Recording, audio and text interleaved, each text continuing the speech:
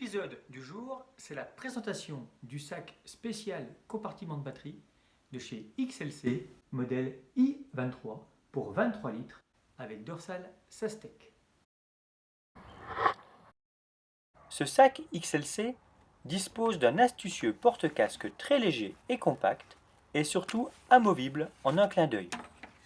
Juste deux sangles de compression à déconnecter et puis il suffit de le glisser sous sa petite poche située en partie inférieure. En partie haute, une poche doublée en feutre anti-rayures permet de ranger ses lunettes. Accessible et efficace, la face avant dissimule une grande poche tactique via juste une fermeture éclair, porte-clés sur le revers, nombreux compartiments pour tout ranger, outils, pompes, lubrifiants et plus encore. Pour accéder au grand volume, il faut impérativement déconnecter les deux sangles de compression, puis ouvrir la fermeture éclair. 23 litres, cela laisse de la marge. Grande poche zippée dans le revers et suffisamment de volume pour embarquer. Coupe-vent. Chargeur rapide. Une grosse barre de Toblerone pour le goûter, important. Une trousse de premier secours.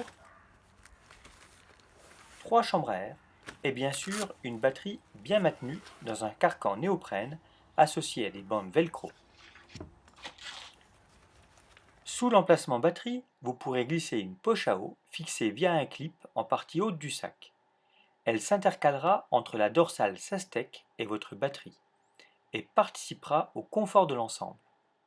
Au choix, vous pouvez faire sortir votre pipette à droite ou à gauche, pas de jaloux. Comme tous les sacs modernes, le XLC intègre un couvre-sac fluo logé en partie basse.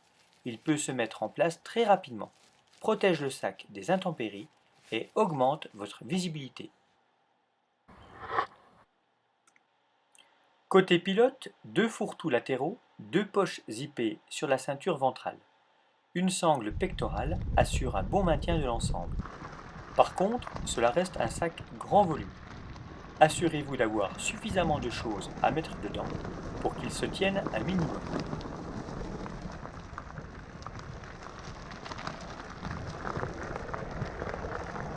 Notez que la ceinture pectorale est ajustable en hauteur via des glissières et que le clip intègre un sifflet. La ceinture, par contre, ventrale, n'est pas rembourrée.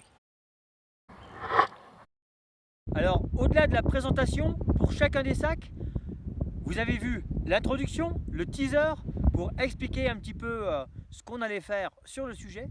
Mais au-delà, attendez-vous aussi à 5 sujets beaucoup plus typés comparatifs pour savoir quel est le sac le plus confortable, quel est le sac qui vous apporte le plus de sécurité,